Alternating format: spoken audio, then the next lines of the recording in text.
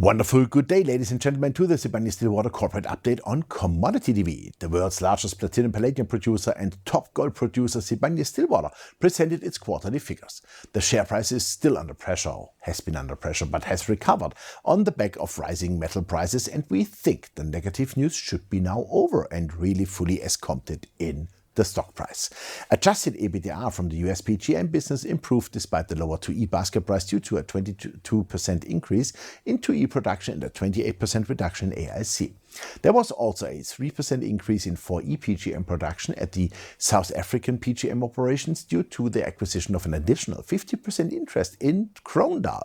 The Calibre lithium project is on budget and progressing as planned, and the Relden acquisition has been successfully completed and integration is in full swing.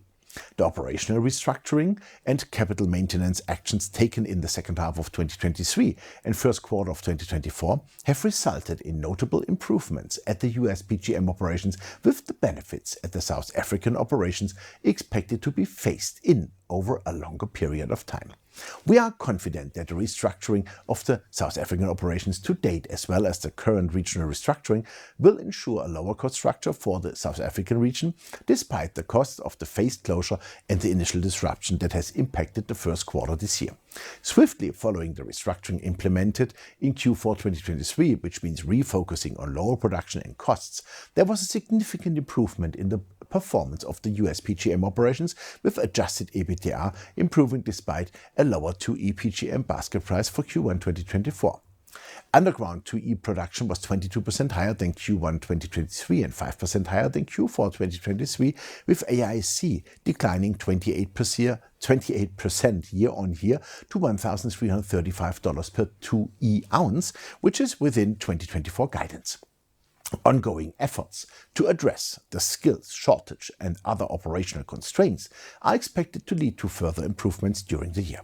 Gold production from the South African gold operations in the first quarter was 18% lower than in the first quarter last year, with AISC 19% higher, primarily due to the cessation of production from the Kloof 4 shaft in 2023. Also, costs are still being incurred in Q1 2024 due to the phased closure.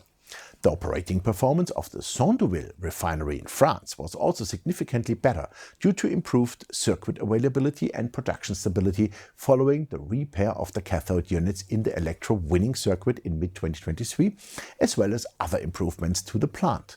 Production was 42% higher than the first quarter of 2023, with nickel equivalent sustaining costs 40% lower, primarily due to lower raw material purchase costs, lower nickel price, and lower reagent and overhead costs. The pre-feasibility study on the possible conversion of the Sandeville refinery for the production of active cathode precursor material called PCAM was initiated in March 2024. That would lead to battery metal production and maybe also recycling. Initial results of the pre-feasibility study are expected by the end of 2024. The Century zinc processing plant in Queensland, Australia was disrupted by severe regional storms in the first quarter of 2024. As a result, production was below forecast and AISC was higher than the forecast. The operation has recovered from the effects of the wet weather, and with the recent increase in the zinc price and significantly lower annual benchmark processing charges, $165 per ton this year versus $274 per ton in 2023, for 2024 the outlook has improved. The significant decline in PGM prices during 2023, combined with lower production and higher residual costs from the restructuring of the gold and PGM operations in South Africa, resulted in a significant decline in the group's adjusted EBITDA. The fundamental outlook for gold remains constructive, I think very positive, and downside risks to the gold price appear limited for the remainder of 2024. We see gold easily at $2,600 this year. Our view that the fundamental outlook for PGMs is positive remains unchanged. Definitely it is. The company believes that the causes of the decline in PGM prices are temporary and due to previous supply chain disruptions caused by COVID-19 and the recent invasion of Ukraine, which have led to safety stocks in inventories. The drawdown of the stocks accumulated since 2020 appears to be coming to an end, and while overall vehicle production is expected to increase, the uptake of battery electric vehicles, the BEV, has slowed due to the shift to hybrid vehicles. Primary supply is likely to continue to decline and secondary recycling supply remains low. We think there will occur a deficit soon here in the market. These factors point to a more favorable outlook for PGM prices, with a decline in interest rates the likely catalyst for a significant recovery in PGM prices and the deficit, don't forget. Sibanye Stillwater has sufficient liquidity and balance sheet flexibility, and improved financial performance is expected as the benefits of the restructuring are reflected on the balance sheet. The completion of the Relden acquisition in the first quarter of 2024 is also expected to contribute positively to earnings and cash flow.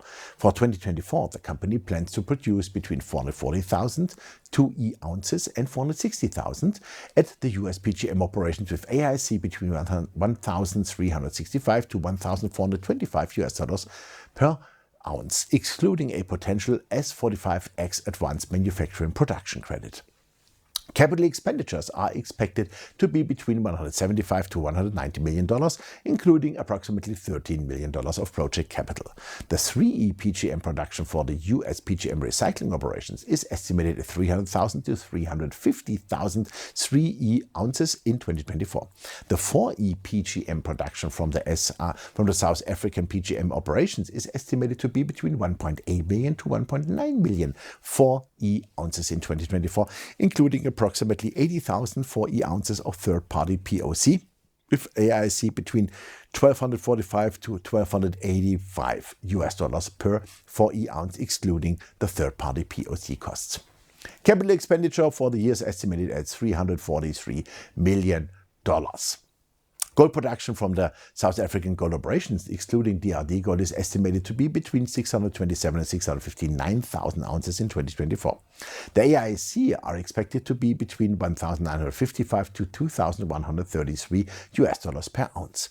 The Sandouville nickel refinery in France is forecast to produce 7.5 to 8.5 kilotons of nickel product, with operating costs of €21,000 to €23,000 per ton nickel and capital expenditures of €8 million.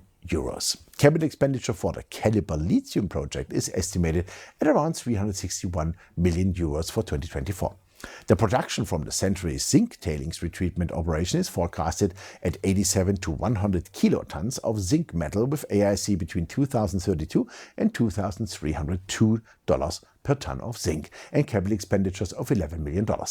And now comes the real interesting thing. The point and figure chart for the American ADR share shows a great bottom formation that is solid. An initial target price is $7.50 and should then continue towards $9.5 to $11.5.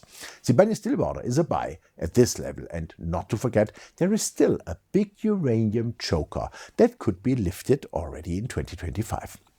You can also find all the information on our commodity TV app in German and English, as well as everything to do with commodities. We look forward to your like, and more importantly, please subscribe to our TV channel. Please note the disclaimer.